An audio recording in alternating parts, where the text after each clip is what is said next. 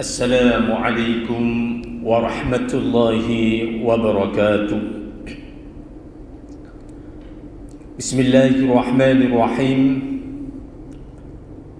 Alhamdulillahi rabbil alamin. Wa bihi nasta'inu ala umuri dunya waddin. Sayyidina wa maulana Muhammadin wa ala alihi wa sahbihi ajma'in. الحمد لله الذي هدانا لهذا وما كنا لنهتدي لولا أن هدانا الله والصلاة والسلام على رسولنا محمد بن عبد الله وعلى آله وأصحابه وأهل بيته المطهرين أما بعد فإن أصدق الحديث كتاب الله وخير الهدي هدي محمد صلى الله عليه وسلم وشر الأمور محدثاتها وكل محدثة بدعة وكل بدعة ضلالة وكل ضلالة في النار. الحديث أو كما قال رسول الله صلى الله عليه وسلم. قال الله تعالى في كتابه الكريم: أعوذ بالله من الشيطان الرجيم. بسم الله الرحمن الرحيم.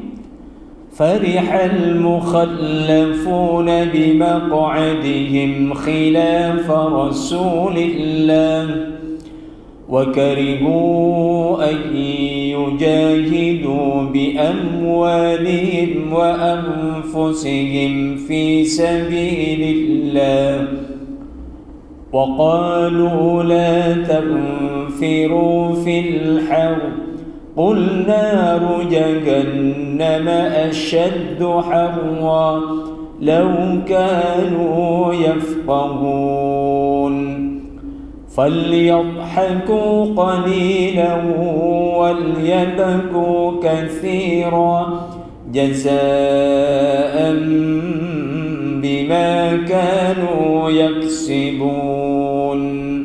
صدق الله العظيم. Fadilatul Muhtaram Tuan Imam Haji Muhammad Hanif, yang kami muliakan Tuan Bilal, para hadirin, para masyayikh, para tetamu Ar-Rahman, tetamu Allah yang datang ke rumah yang mulia ini. Kita bersyukur kehadirat ilahi pada malam ke-9 bulan Rajab yang mulia ini. Tuan-tuan dengan saya masih dibagi peluang lagi oleh Allah untuk beribadah di Masjid Al-Mujahidin ini. Bukan hanya itu saja, semua apa yang kita inginkan atau yang kita hajatkan serta yang kita niatkan, apabila tujuannya untuk kebaikan, ketika kita niat, Allah sudah meletakkan satu angka yang tertinggi. Dia berbeza dengan azam atau niat untuk berbuat kejahatan, sebagaimana Nabi sebut, sebelum kita berbuat dengan kejahatan itu maka catatan itu tetap kosong. Kita bersyukur pada malam yang baik ini, walaupun tadinya hujan sangat deras dan lebat sekali, tetapi takdir Allah tetap berjalan. Betapa nyamannya orang-orang yang berada di rumah Allah. Tidak ada ruang yang paling indah di dunia ini melainkan tanah yang ditempati untuk sujud kepada Allah. Maka itu ayat yang diturunkan oleh Allah, wa ma khalaqtul jinna wal insa illa liya'budun. Itulah hakikat dari kalimat ini. Dan kalau kita boleh paham, di depan diawali dengan ma, kemudian di belakang ada illa. Ini maknanya sesuatu yang paling pasti. Saya tidak cipta jin dan manusia melainkan hanya untuk beribadah kepada Allah Subhanahu wa taala. Hadirin, betapa gembiranya orang-orang yang dipanggil untuk beribadah kepada Allah Subhanahu wa taala. Betapa besarnya rahmat Allah yang ditaburkan kepada orang yang ruku' dan sujud beristighfar di rumah Allah Subhanahu wa taala. Tidak ada tempat yang paling mudah doa hamba kepada Allah melainkan masjid. Tidak ada badan tubuh yang paling dimuliakan oleh Allah melainkan badan dan roh itu berada di dalam masjid. Tidak ada tempat yang paling dimuliakan oleh Allah dan orang-orang yang beriman kepada Allah melainkan masjid. Kita maklum, tempat Rasulullah dan para sahabat adalah masjid. Abu Hanifah sepanjang hayat kebanyakan hidupnya adalah berada di masjid. Begitu juga Imam Malik rahimahullahu ta'ala, begitu juga Imam Syafi'i, begitu juga Imam Ahmad. Dan Nabi memberikan penjelasan, idza ra'aitumur rajula ya'tadul masjid fashhadu lahu bil iman. Apabila kamu, kata Nabi, nampak orang-orang itu sayang ulang-alik ke masjid, dia begitu cinta sekali dengan rumah Allah, fashhadu, hendaklah kamu saksikan, wahai orang Ansar, wahai orang Muhajirin, bahwa dia adalah orang-orang yang betul beriman kepada Allah. Mustahil keimanan tanpa masjid. Mustahil akan membesarkan, menyuburkan iman, kekuatan iman tanpa orang itu datang dan ulang-alik ke rumah Allah Subhanahu wa ta'ala. Betapa mulianya tempat yang indah ini, sehingga Al-Quran menyebutkan, diulang-ulang oleh Allah, dan Nabi menyebutkan, وَجُعِلَتْ لِي أَرْضٌ مَسْجِدًا وَطَهُورًا, وَجُعِلَتْ لِي, dan dicipta untuk saya dan umatku, semua bumi Allah, dia adalah tempat sujud. Kenapa begitu mulia? Hadirin yang dirahmati Allah Subhanahu wa ta'ala, dia sesuai dengan kemuliaan badan tubuh manusia, di mana mereka paling rapat dengan Allah tatkala mereka sujud kepada Allah. Manusia tidak boleh lari ke mana.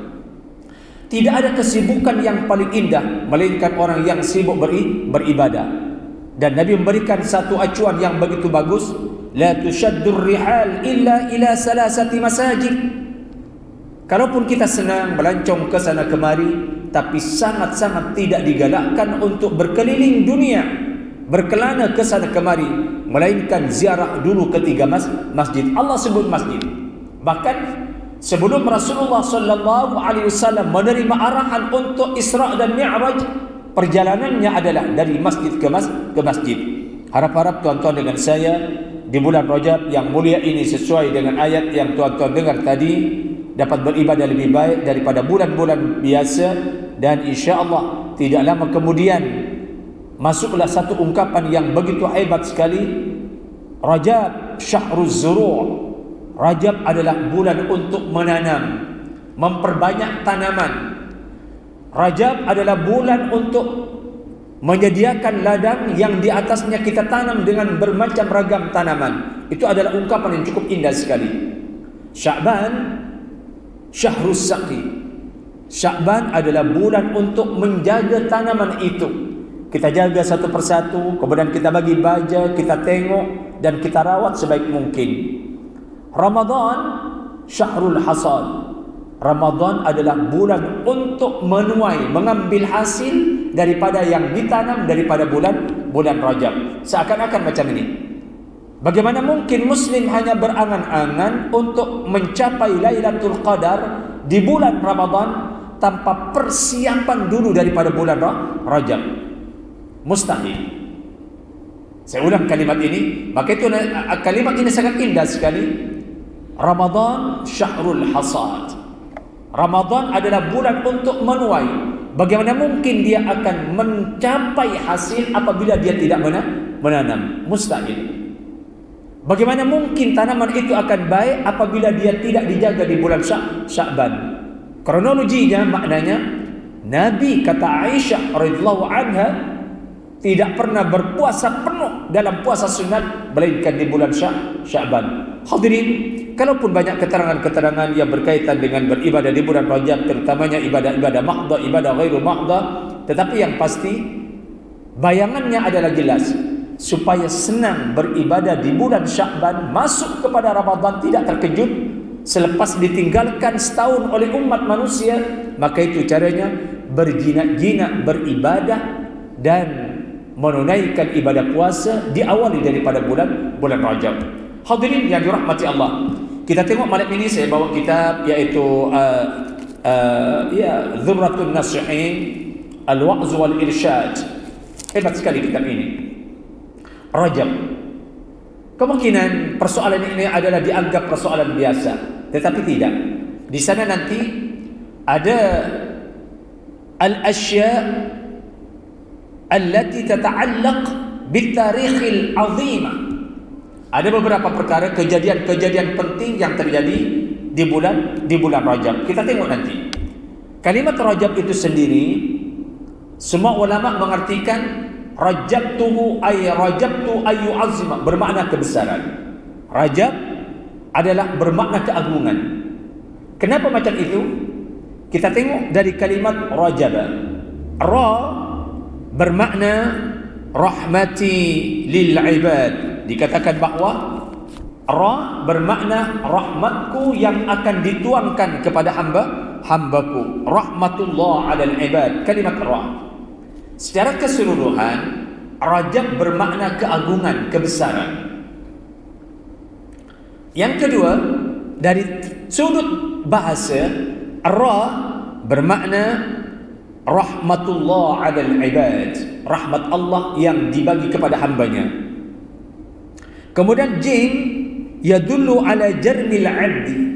Jim dari kalimat rajaba menunjukkan kenakalan-kenakalan, kemaksiatan hamba kepada Allah. Tetapi di sana ada ba, wa ba'uhu yadullu ala birrillahi ta'ala.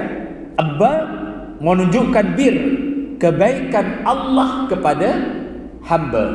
Ka'annahu yaqul, seakan-akan Allah berkata, ya abdi ja'altu jarmaka wa jinayataka baina birri wa rahmati.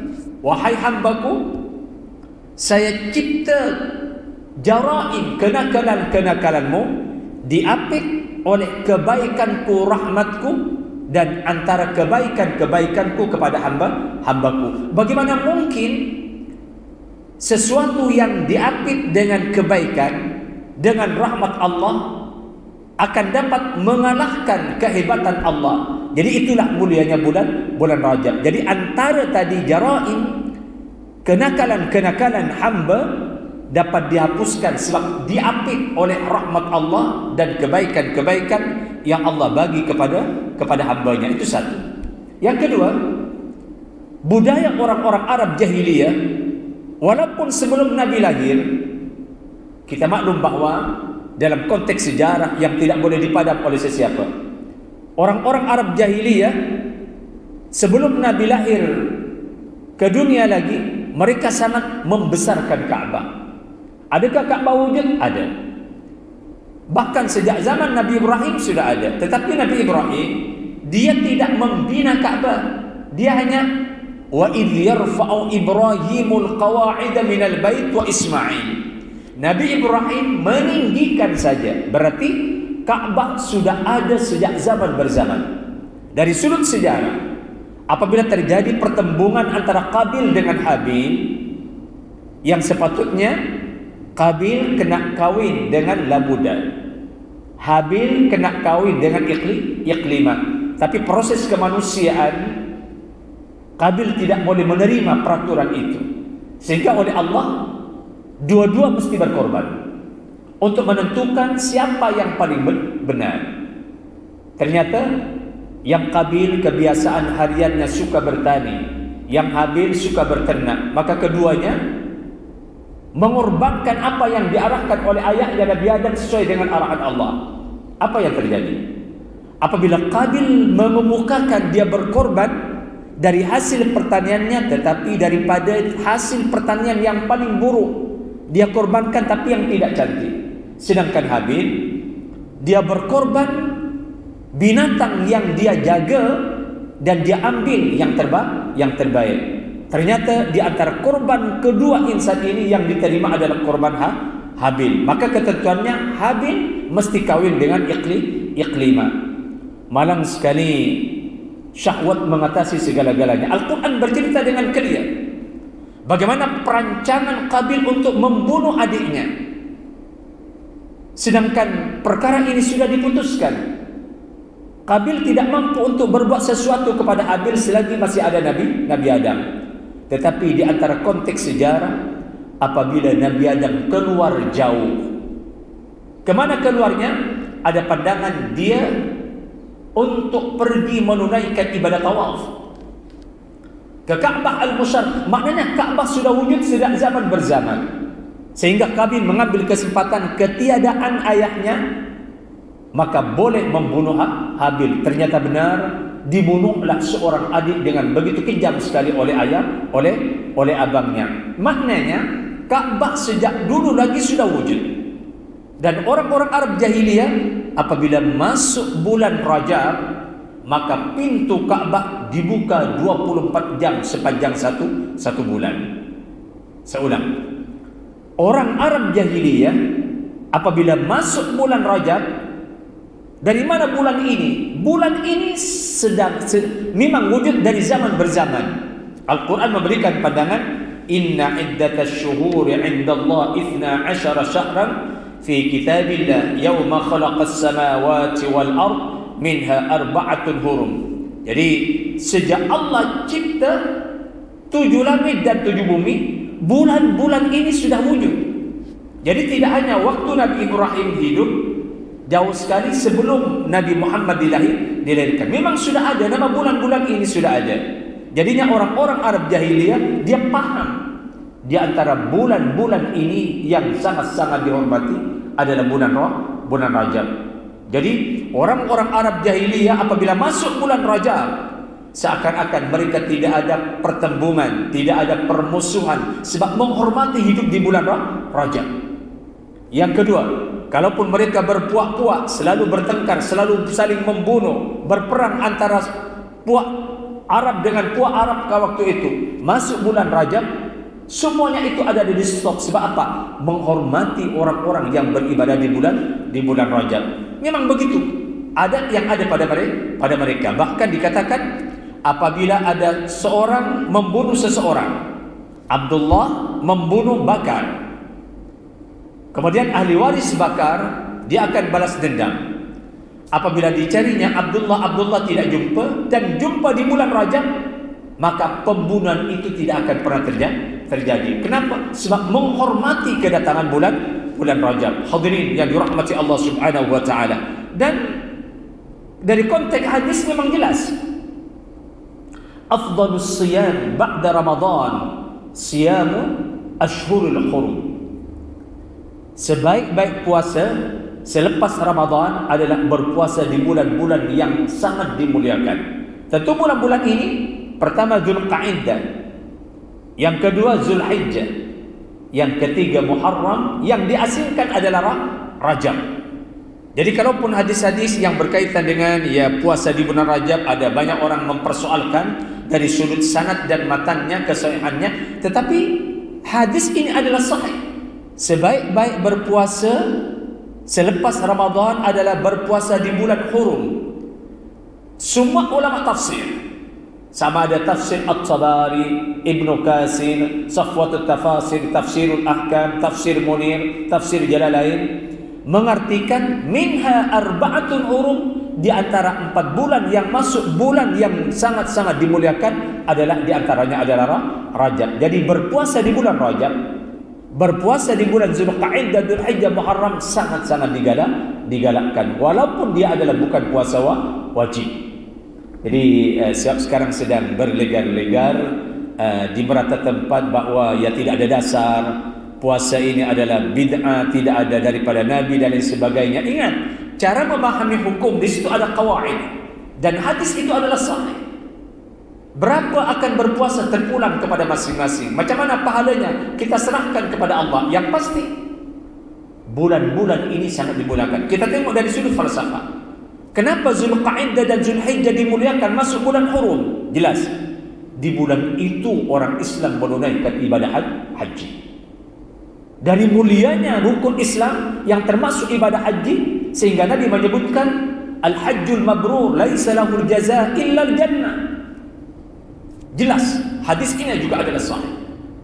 Tak kira dia sebelumnya pernah membunuh orang, berbuat kemaksiatan, dia fasik dan lain sebagainya. Apabila dia hajinya diterima oleh Allah, laisa lahul jazaa illa al-jannah. Sama dengan falsafah orang-orang.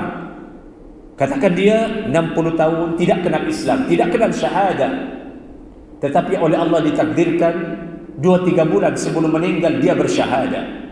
Sejahat apapun perjalanannya sebelum dia bersyahadah, lagi 2 bulan meninggal dunia, apabila dia sudah ahli la ilaha illallah, man kana akhiru kalimatihi la ilaha illallah dakhala al-jannah, sebab kekuatan nilai tauhid la ilaha illallah. Sama dengan tadi, sehingga hebatnya bulan Dzulqa'dah dan bulan Dzulhijjah, sebab di situ ada ibadah haji. Sekarang kita tengok Muharram. Kenapa Muharram masuk dalam bulan yang diharamkan? Ingat, Haram di sini bermakna kemuliaan. Contoh, Masjidil Haram. Kenapa disebut haram? Mungkin kita adalah haram-haram, sebenarnya tidak. Kemuliaan Masjidil Haram. Masyhur dalam hadis, Nabi menyebutkan, sembahyang di masjidku ini, jelas maksudnya Madinatul Munawwarah, lebih baik daripada sembahyang di tempat lain melainkan Masjidil Haram. Maknanya 1000 kali ganda. Jelas. Kemudian orang yang sembahyang di Masjidil Haram satu waktu, Allah akan bagi pahala 100.000 kali ganda, sama dengan umur orang beribadah 50 tahun lebih. Berarti kalau 5 waktu sembahyang di Masjidil Haram sama dengan orang yang umurnya beribadah 270 tahun. Tak boleh manusia komplain ini. Hebatnya Masjidil Haram. Tidakkah di sana juga ada Ka'bah? Tidakkah di situ ada Multazam? Tidakkah di situ ada Hajarul Aswad? Tidakkah di sana ada Burj Rukun Yamani dan lain-lain tempat? Jelas sekali bahwa makna haram. Yang kedua, apabila orang akan menunaikan ibadah haji dan umrah, dia mesti memakai pakaian ihram. Tengok sekali lagi, haram ihram sama. Sebab apa? Sebelum niat untuk menunaikan ibadah itu, semuanya adalah bebas. Tapi masuk zon ibadah, semua syahwat diharamkan oleh Allah. Dari mulianya berpakaian ihram. Bahkan dalam satu konteks hadis, apabila ada seseorang menunaikan ibadah umrah atau haji, sebelum selesai ibadahnya, famat, kemudian dia meninggal, dan ditanam dengan kain kafan itu.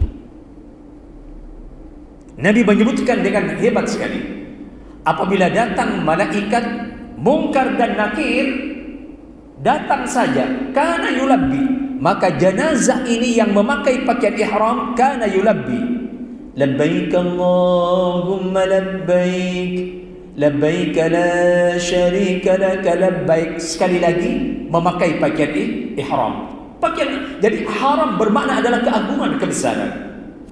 Keempat, apabila saya dengan tuan-tuan sembahyang, mesti diawali dengan takbiratul ihram. Tengok sekali lagi adalah ihram.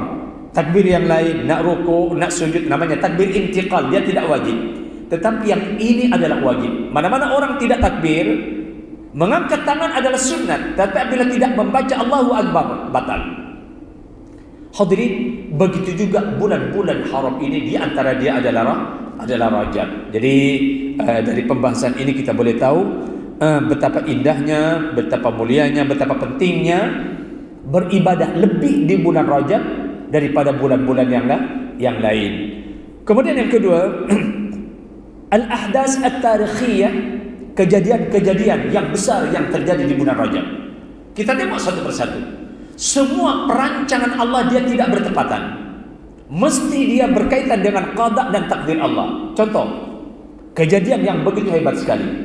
Pertama, apabila Nabi berdakwah di Makkahul Mukarramah, masyhur dalam ilmu sirah, sama ada sirah Ibn Hisham, ataupun kalau dulu kita mengaji dalam kitab Nurul Yaqin dalam sirah atau fiqh sirah, bahwa 3 tahun pertama orang yang masuk Islam hanya 40 orang, tak lebih daripada itu.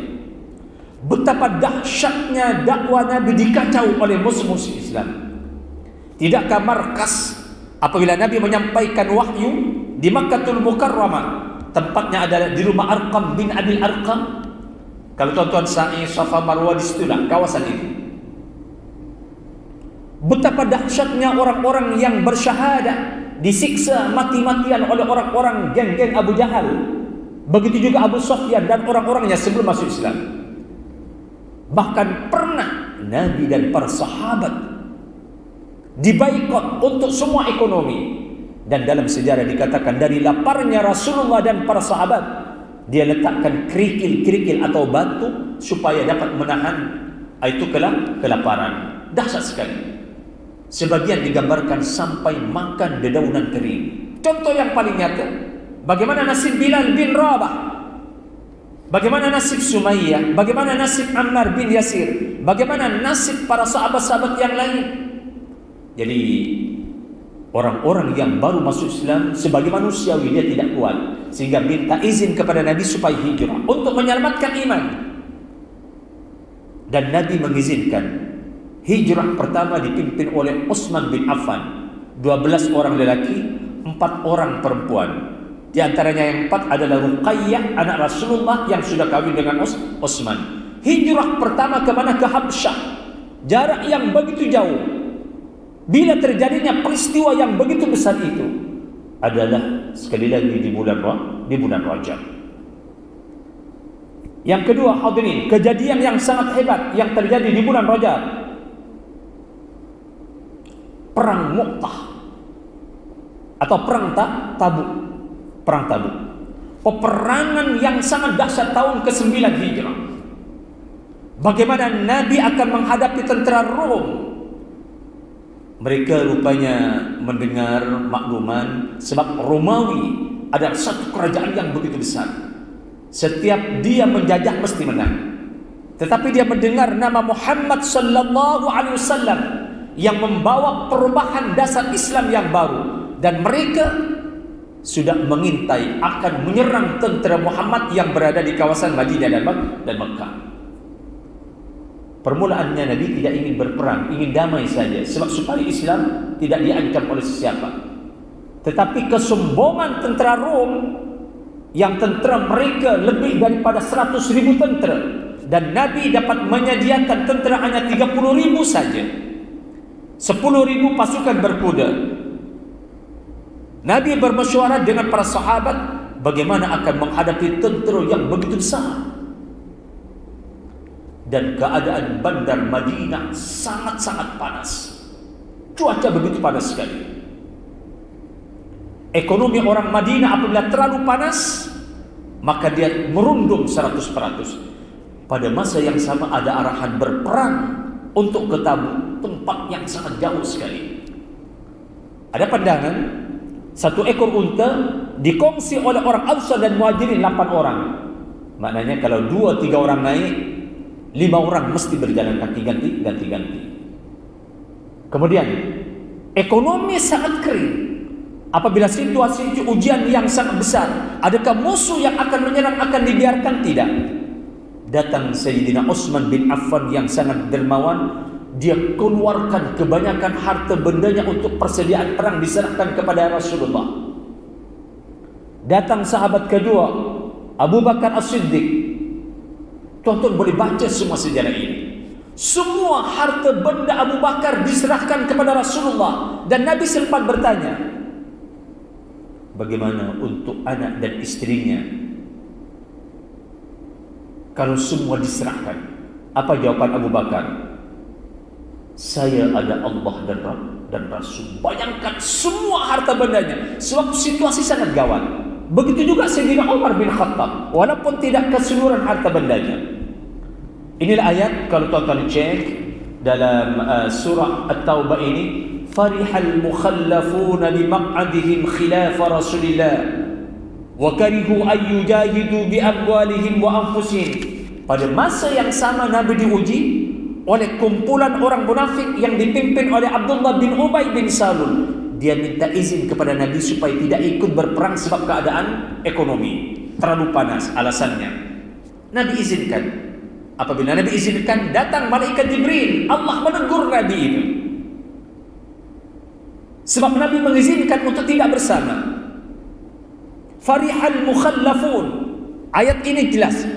Muhammad, orang-orang yang minta izin, dia sangat gembira. Sebenarnya mereka hanya mencari alasan-alasan terlalu panas dan sebagainya. Sebenarnya tidak. Mereka adalah orang-orang yang memang tidak ingin mengeluarkan harta bendanya, tidak ingin berkorbankan ini. Qul, katakan Muhammad, kalau mereka beralasan keadaan cuaca terlalu panas, qul naru jahannam ashaddu harra law kanu yafqahun. Katakan kepada mereka, api neraka lagi panas daripada panasnya cuaca pada waktu itu. Akhirnya mereka ikut. Bagaimana datangnya pertolongan Allah Subhanahu wa taala sebelum bala tentera yang begitu besar dari Rom itu? Allah Maha Hebat. Allah turunkan 100.000 malaikat yang gagah perkasa, yang lengkap berpakaian perang, putih-putih. Mereka ingat 100.000 malaikat itu adalah tentera Muhammad. Mereka belum nampak lagi tentera Islam. Datang pertolongan Allah. Bayangkan 100.000 malaikat menjadi benteng, berbesar-besar, berpakaian perang yang lengkap. Dari situ mereka tahu bahwa Muhammad adalah bukan jalan dan yang mereka kira adalah tentera Nabi Muhammad. Akhirnya peperangan yang dijangka antara 30.000 lawan 100.000 lebih. Semua tentera orang Rom yang dipimpin oleh Heraklius itu, Hercules, Satria Hercules. Semuanya bertempiaran tak mampu untuk melihat tentera Nabi Muhammad. Akhirnya kemenangan yang besar. Satu pun tidak ada askar Nabi yang meninggal. Mereka balik ke Madinah Al-Munawwarah, disambut oleh orang-orang Madinah perjalanan 20 hari 20 malam. Itulah kalimat Tala'al badru alaina. Walaupun ada versi lain, kalimat ini dibaca oleh orang Bani Najjar tatkala Nabi keluar hijrah dengan Abu Bakar turun mendarat di kawasan Quba. Hadirin, kejadian yang sangat besar ini terjadi di bulan apa? Di bulan Rajab. Sekali lagi ya, sangat hebat sekali bulan ini sebenarnya. Begitu juga kejadian-kejadian yang begitu hebat yang terjadi di bulan Rajab, yaitu Salahuddin Al-Ayyubi.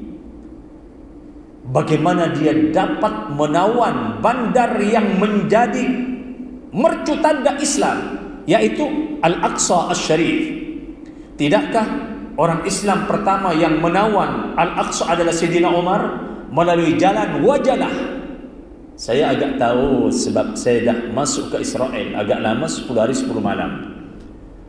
Kemudian apabila Umar masuk dan dapat menawan Al-Aqsa Asy-Syarif, Umar bertakbir Allahu Akbar. Kemudian silih berganti, selepas itu masih dikuasai oleh orang-orang Rom, oleh orang-orang Eropa.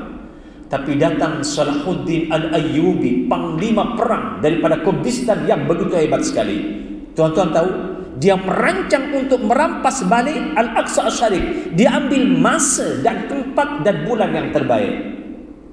Dia pilih apa? Sekali lagi, kejadian itu, penawanan Al-Aqsa yang diketuai oleh Salahuddin Al-Ayyubi, dia ambil juga di bulan Rajab.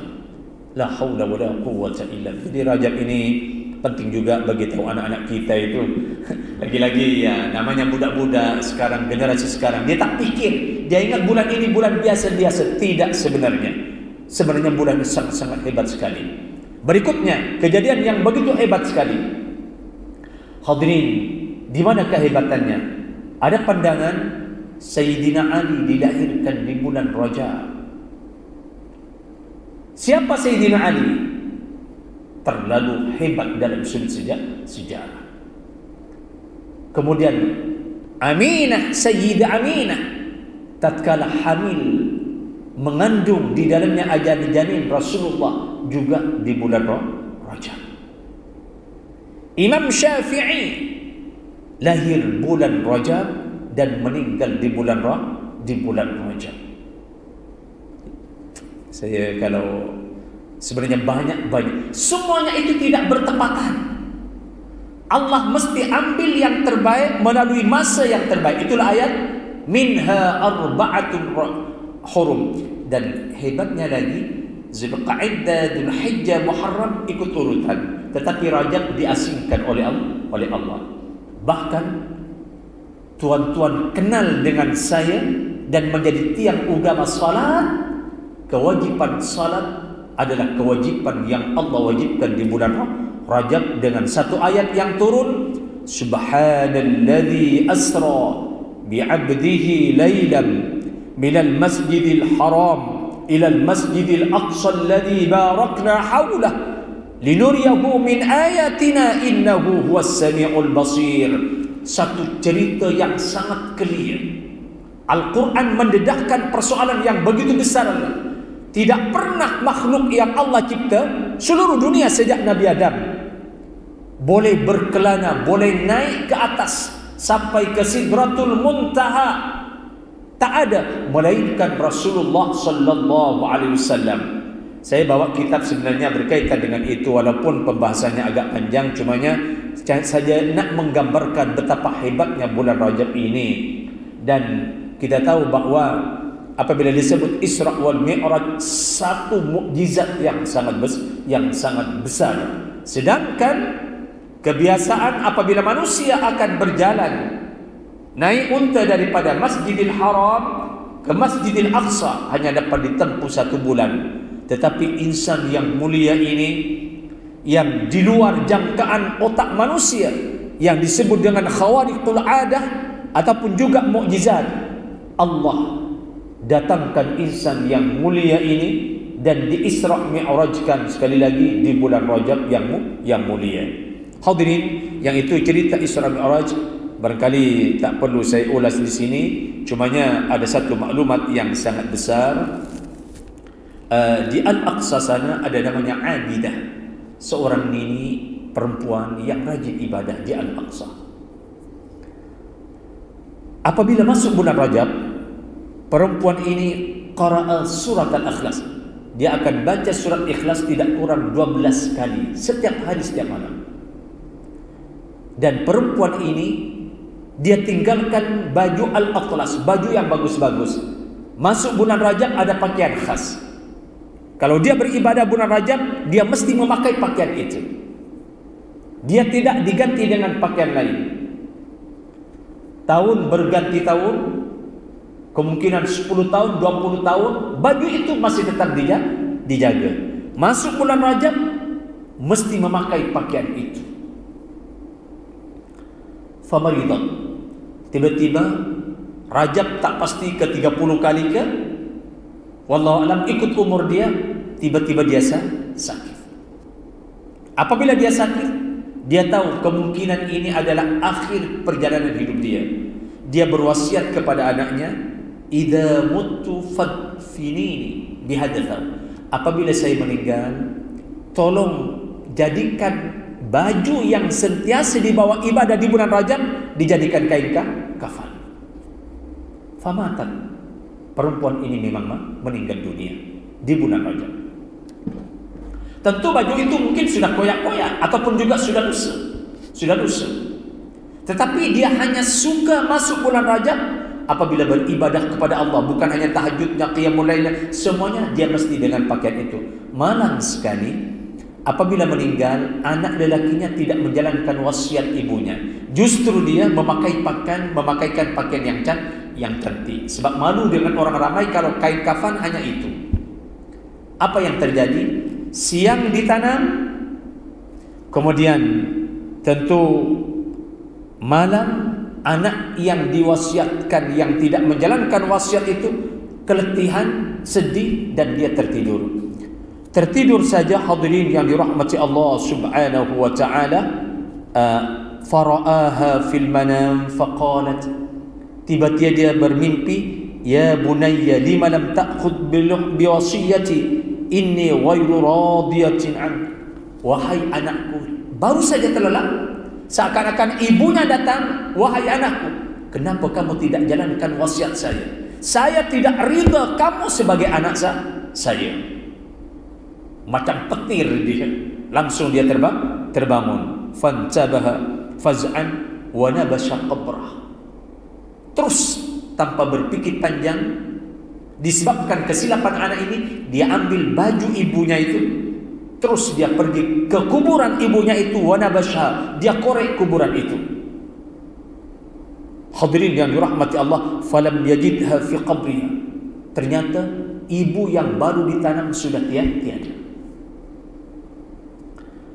Wa tahayyara baka bukaan syadidan fasami'a nida. Dia bingung, kebingungan, dan dia ketakutan. Tiba-tiba ada mendengar suara, ama alamta anna man azzama syahrana rajaba la natrukuhu fil qabri faridan wahidan. Tiba-tiba hadirin yang dirahmati Allah subhanahu wa ta'ala, tidakkah kamu tahu, kata suara ini, bahwa orang-orang yang membesarkan, maksudnya beribadah lebih daripada biasa di bulan Rajab. Saya tidak akan pernah tinggalkan seorang diri dalam kubur. Wallahu a'lam, diangkat ke mana jenazah itu hanya Allah yang tahu. Sama ada ke atas langit atau ke jannah Allah, wallahu a'lam, tak tahu.